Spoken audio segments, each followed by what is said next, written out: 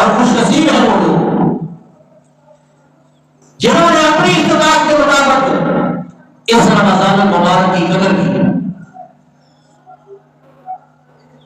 اپنی طاقت کے مطابق عبادات بھی کرتا رہا، رات کو قیام بھی کیا، قرآن کی تلاوت بھی کی،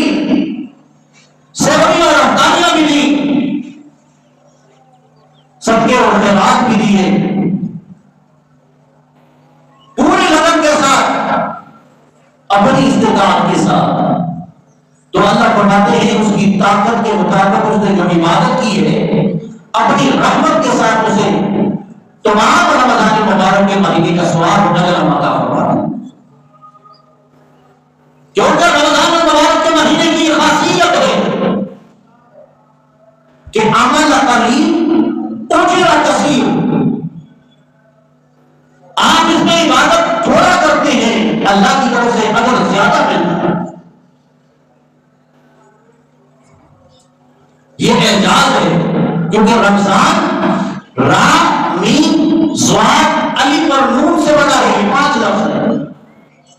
را سے رحمت من اللہ، رمضان سراسر رحمت اللہ، میم سے محبت اللہ، اللہ کی طرف سے خاص محبت ہے، اور ضاد سے مراد زمان من اللہ، اللہ زامن بن جاتا ہے، ذمہ دار بن جاتا ہے، اور الف سے مراد الفت من اللہ، اللہ خاص محبت کرتے ہیں، پیار کرتے ہیں اس مہینے میں۔ نور سے نور اللہ، اس کی قدر کی اللہ دل کے اندر ایک ایمانی نور پیدا کرتا ہے۔ تو رمضان مبارک کی جو چند ساعت گھڑیاں رہ گئی ہیں،